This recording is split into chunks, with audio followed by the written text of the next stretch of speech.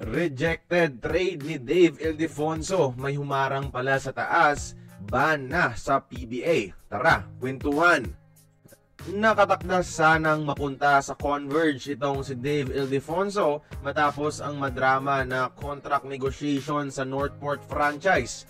Pero hindi inaprubahan ng PBA boards ang trade kahit parang patas naman tignan on paper ang palitan ng ngayoy Titan Ultra at ng Converge. At heto pasabog ng kilalang PBA insider na si Snow Badwa na may humarang daw sa PBA board sa trade na ito.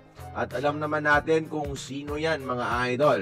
Siyempre yung SMC dahil farm team nila ang prangkisa ng Northport. Ayaw nilang mapunta si Ildefonso sa Converge dahil ang independent team na ito ngayon ang kanilang biggest threat kahit pumayag naman ang bagong pamunuan sa Titan Ultra dito.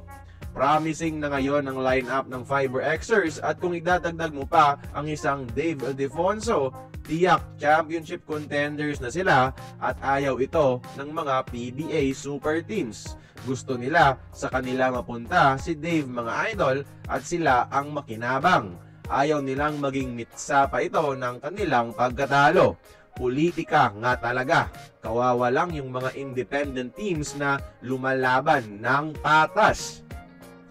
Meaning, nasa Titan pa rin ang rights ni Dave Ildefonso at kahit anong trade ang papayagan nila, haharangan at haharangan pa rin yan ng mga opisyales sa PBA boards at marereject pa rin eventually.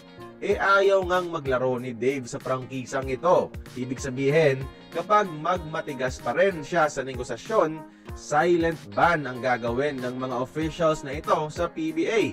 Ang option na lamang ni Dave Ildefonso mga idol, either maglaro sa Titan Ultra or goodbye na sa PBA forever. Ang pasabog na ito mga idol ay handog sa inyo ni Snow Badwa. Kaya kung kayo si Dave Ildefonso, anong pipiliin nyo? Maglaro sa Titan na farm team o hindi na maglaro sa PBA? Join the conversation, magkomento lamang sa ibaba.